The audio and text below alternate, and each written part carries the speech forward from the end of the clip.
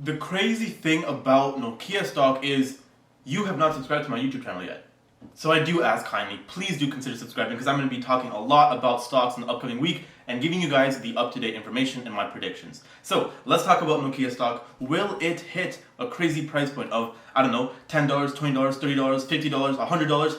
Let's get right into it. So if you guys aren't already aware, Nokia stock has been one of those stocks that have been absolutely trending and just going crazy and just going viral. And I do gotta say, thank you so much for all the support you guys have been giving me on these videos. My Nokia video recently did 11,000 views, so I thought, hey, why not do another one and give you guys my updated views and my updated predictions. And guys, I do want to say thank you so much for getting me to 3,000 subscribers. I'm now on a mission to get 5,000. If I can get there by the end of this week, that would be amazing. So let's get right into it. Nokia stock. What happened? What is it about? What is my price prediction, and what needs to happen for this stock to actually get pumped to the moon? Alright, so if you guys aren't already aware, let me give you guys a quick rundown of the timeline. So a quick timeline recap. So on Wednesday, all this crazy hype started to happen. On Thursday, Robinhood and a bunch of other brokerages and institutions allowed, or pretty much said, that they're not going to allow people to buy certain stocks, but you can sell them. So obviously, what do you think is going to happen? The stock prices are gonna go down. So what happened? Exactly that. On Thursday, we saw a dip in a bunch of these stocks, especially Nokia. And on Friday, again, we saw dips. But on Friday, Robinhood and again, more of these brokerages and institutions said, okay, you know what? Fine, you can buy the stock now, which is what you're supposed to do, but you can only buy a certain amount because they just wanted to fist us. And that is exactly what they did. So, Nokia, what is happening? Why did it not go up on Monday? Well, the stock closed today at $4.89. And remember, guys, when you're looking at Nokia, I'm looking at it on the New York Stock Exchange, okay?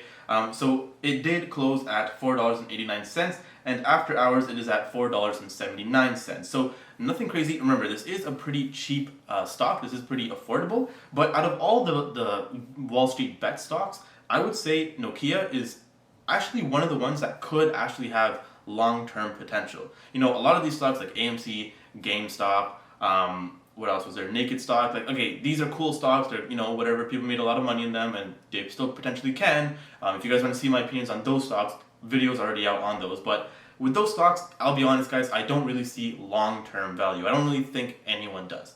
But with Nokia, there's actually potential. Okay. And I really want people to understand that as much as this could be a potential short squeeze and a potential stock that just soars up to the sky, there is also potential for a long-term hold. Me personally, I'm not going to be doing a long-term hold just because I personally think that there's better options out there. But again, this is also a potential long-term hold. Out of all the stocks, this is the one that I would say if I had to pick one to hold forever, I'd pick this one.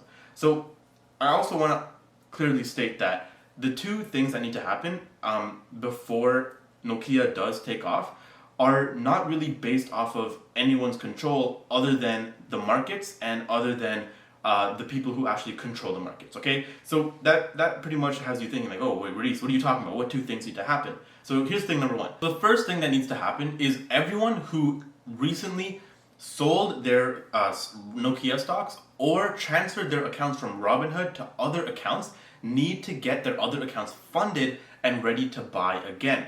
See, the problem is when you're usually signing up for an investing account, it takes 1 to 3 days just to get your account funded. Another thing is a lot of these platforms have recently been experiencing insane amounts of traffic, so they're taking even longer to process funds, verify ID, and actually get people ready to invest into stocks. Obviously, that is a pretty big problem because, you know, there isn't that surplus of people or surplus of capital that's just ready to go onto the stock. So obviously with a short squeeze, that is one thing that, you need to have people buying the stock. And not only that, you need to have people like owning the stock and just holding it. Obviously, if people are moving their accounts around, don't have accounts to even buy with, that is a pretty big problem. So that's the first thing that needs to happen. The second thing that needs to happen is Robinhood and all these other brokerages and institutions need to get rid of these limits. These limits are extremely unfair, extremely manipulative, and quite frankly, it's just not right. Once these limitations get removed, do you guys really think the Wall Street bets community, do you guys really think we're just going to say, oh, okay, you know what, we'll just forgive you? Hell no. Listen, Robinhood fisted us, we are going to absolutely destroy the hedge fund managers. Absolutely destroy them. And again, I think this is like kind of like, all right, we're going to war now. Because again, as much as this isn't financial advice, and this is just my opinion, and at the end of the day, I don't really care about the hedge fund managers. None of them know me. I don't know them. But I feel like a lot of people are like taking this personal, it's like the little guy versus the big guy, the David versus Goliath battle. And people are like, hey, listen, the little guys, we'll show you what's up, but if you want us to do that, you guys got to play fair. And if they're not going to play fair, hey, we got to take the L. But I don't think the little guy is going to take the L this time. I think the retail traders, such as myself, such as you, we're probably going to end up potentially having some sort of pushback and not taking a massive L. That's just what I personally think. So remember, when those two things happen, one, Robinhood gets rid of all the limitations, and two, people get their new accounts or their accounts funded and they have capital or accounts to trade with, I think we can really see a Nokia push to maybe $10, $20, $30, $50, maybe $100. Again, I don't want to be too optimistic because I don't know. But we saw an insane rally with GameStop. We saw insane rallies with Dogecoin.